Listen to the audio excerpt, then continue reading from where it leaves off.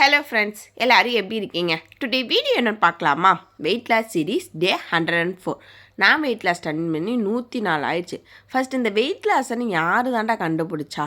இது ஏன் வெயிட் லாஸ்ன்னு இவ்வளோ டார்ச்சராக இருக்குது? குண்டாக இருக்கேன்றாங்க, ஒல்லியாக இருக்கேன்றாங்க. நாம் சாப்பிடாம இருந்தால் குண்டாகிக்கிட்டே இருக்கோம், நல்லா சாப்பிட்றாங்க, ஆனால் அவங்கெல்லாம் ஒல்லியாகவே இருக்காங்க அப்படின்னு உங்கள் மண்டைக்கெல்லாம் ஓடிட்டே இருக்கா?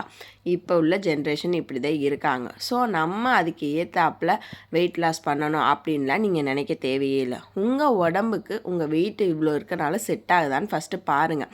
எனக்கு இவ்வளோ வெயிட்டு கெயினாக இருக்கனால எனக்கு எந்த பிரச்சனையும் இல்லை, நான் நல்லா தான் இருக்கேன் அப்படின்னா நீங்கள் வெயிட் லாஸ் பண்ணணும்னு அவசியம் இல்லை. உங்களுக்கு அதில் ஒரு சில ப்ராப்ளம்ஸ் வருது, அதனால வெயிட் கெயின் ஆகுறதுனால எனக்கு ப்ராப்ளம்ஸ் கால் வலி, இடுப்பு வலி, முட்டி வலி இதெல்லாம் வருது அப்படின்னா நீங்கள் வெயிட் லாஸ் பண்ணுறதுல ஒரு நியாயம் இருக்குது.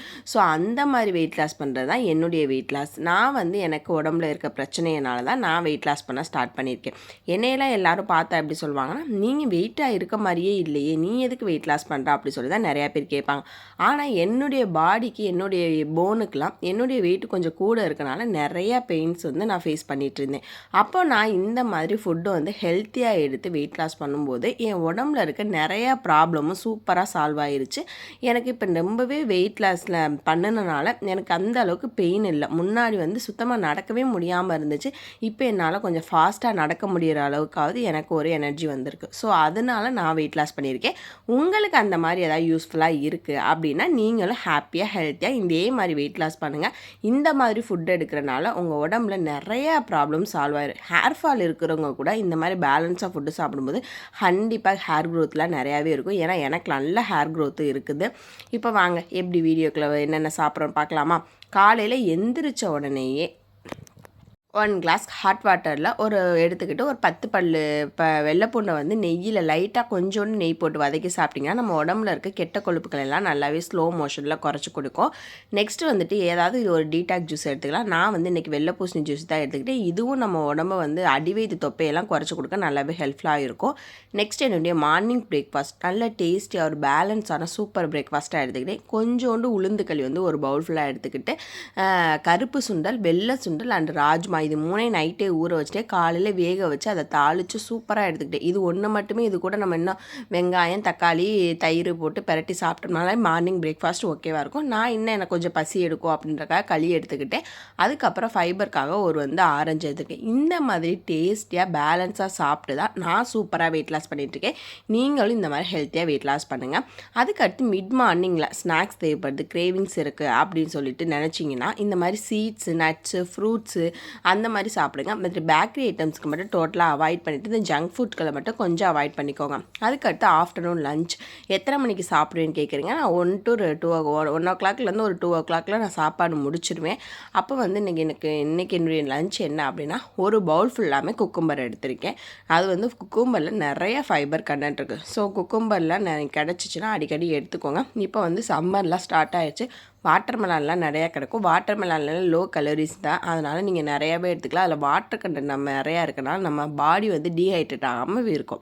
அதுக்கப்புறம் ஒரு பவுல் ஃபுல்லாமே கஞ்சி எடுத்துகிட்டு, எஸ்டர்டே வச்ச சாப்பாடு கொஞ்சம் மீதமாயிடுச்சு, அதனால் ஒரு பவுலில் கஞ்சி எடுத்துகிட்டு சூப்பர் டேஸ்டியான ஒரு சிக்கன் கிரேவி வச்சு எடுத்துக்கிட்டேன். அப்படியே ஒரு பைட் கஞ்சிக்கு கொஞ்சம் சிக்கன் கிரேவிக்கு சாப்பிட அவ்வளோ டேஸ்ட்டாக இருந்துச்சு. கஞ்சியே என்ன வெறுமனேன்னு சாப்பிட்றேன்னு சொல்லி அதில் இன்னும் கொஞ்சம் தயிர் ஆட் பண்ணிக்கிட்டேன். எனக்கு பிடிச்ச மாதிரி நல்ல டேஸ்டியாக சூப்பராக சாப்பிட்டு தான் நான் வெயிட் லாஸ் பண்ணிட்டுருக்கேன். நிறையா பேர் டயட்னா இது சாப்பிடக்கூடாது, அது சாப்பிடக்கூடாது, வெயிட் லாஸ் பண்ணுறேன் இப்படி சொல்லிவிட்டு அது வெயிட் லாஸ் பண்ணுற மாதிரி தான் இருக்கும். திருப்பி ஒரு மாதத்தில் மறுபடியும் சரச்சரன்னு இந்த வெயிட் ஃபுல்லாமே வந்துடும். ஸோ அந்த மாதிரி எதுவுமே பண்ணாமல் இந்த மாதிரி டேஸ்ட்டாக சூப்பராக சாப்பிட்டு பேலன்ஸாக சாப்பிட்டு வெயிட் லாஸ் பண்ணுங்கள். நெக்ஸ்ட்டு உங்கள் உடம்புல வெயிட் ஏறவே ஏறாது. இதே மாதிரி நீங்கள் மெயின்டைன் பண்ணிக்கிட்டே போகலாம். உங்களுக்குன்னு ஒரு ஃபுட் கண்ட்ரோல் ஐடியா கிடைக்க ஆரம்பிச்சிடும். அதுக்கப்புறம் ஈவினிங் டைமில் வெயிட் லாஸில் இருக்கும்போதெல்லாம் டீ காஃபிலாம் யார் குடிக்கக்கூடாதுன்னு சொன்னது? நம்ம இவ்வளோ நாள் குடிச்சிட்டு வந்துருக்கோம். அந்த காலத்துலலாம் குடிக்காமல் இருந்தாங்களா? குடிச்சிக்கிட்டு தான் இருந்தாங்க. அவங்களுக்குலாம் ஏதாவது ப்ராப்ளம் வந்துச்சு அப்படிலாம் இல்லை. பட் நம்ம இப்போ இந்த ஒயிட் சுகர் அது இதுன்னு நிறையா சொல்கிறனால நம்ம இதில் ஒயிட் சுகர் மட்டும் டோட்டலாக அவாய்ட் பண்ணிவிட்டு மித்தபடி இந்த டீ காஃபி எல்லாமே எடுத்துக்கலாம். நான் டெய்லி ஈவினிங் டைமில் காஃபி கண்டிப்பாக எடுத்துக்குவேன். பட் ஒயிட் சுகர் போடாமல் நாட்டு சக்கரை, பனங்கற்கண்டு அந்த மாதிரி ஏதாவது போட்டு எடுத்துக்குவேன். அதுக்கப்புறமா ஈவினிங் டைமில் நம்ம வெயிட் லாஸில் பண்ண போகிற ஃபர்ஸ்ட் முக்கியமான திங் இதுவே இது ஒன்று தான். ஏன்னா நம்ம எந்த ஒரு டயட்டும் இருக்க போகிற போகிறதில்ல, எந்த ஒரு எக்ஸசைஸுமே இருக்க போகிறல. ஸோ நம்ம உடம்ப கொஞ்சம் ஹெல்த்தியாக பார்த்துக்கணும் அப்படின்றதுக்காக நம்ம வந்து டெய்லி ஒரு 1/2 hour 1 hour வந்து காலையிலேயா இருக்கட்டும் ஈவினிங்காக இருக்கும். ஒவ்வொரு சிலத்தவங்க காலையில் டைம் கிடைக்கும், ஒரு சில பேருக்கு நைட்டு டைம் கிடைக்கும். ஸோ எந்த டைம் கிடைக்குதோ அப்போ ஒரு 5000 ஸ்டெப்ஸில் வந்து 10,000 ஸ்டெப்ஸ் வரையுமே வாக் போங்க. அது உங்கள் உடம்புக்கு ரொம்பவே நல்லது. அதுக்கப்புறமா நைட்டு டின்னர் மட்டும் ஒரு ஏர்லியராகவே எடுத்துக்கோங்க. 7 to 8 o'clockல எடுத்துக்கோங்க. 6 o'clockலாம் எடுத்துக்கிட்டிங்கன்னா ரொம்பவே நல்லது. ஸோ நான் வந்து எனக்கு 7 to 8 o'clockனா கரெக்டாக இருக்கும். நான் அந்த டைம் எடுத்துக்குவேன். நான் இன்றைக்கி வந்து ஃபைபருக்காக 2 வாட்டர்மெலன் பீஸ் எடுத்திருக்கேன். வாட்டர்மெலன்லாம் ரொம்பவே நல்லது. ஸோ நிறையாவே சாப்பிடுங்க. உங்கள் வீட்டில் இருக்க குழந்தைங்களுக்கும் கொடுங்க. அதுக்கப்புறமா ஒரு சப்பாத்தி வந்து எடுத்துக்கிட்டேன். இது வந்து நார்மல் சப்பாத்தி தான். ஸோ ஒரு சப்பாத்தி எடுத்துக்கிட்டேன். அதுக்கப்புறமா காலையில் மதியானம் வச்ச சிக்கன் கிரேவி வந்து கொஞ்சம் இருந்துச்சு. ஸோ அதை வச்சு நைட்டு டின்னர் டேஸ்ட்டாக பேலன்ஸாக சாப்பிட்டுட்டேன்.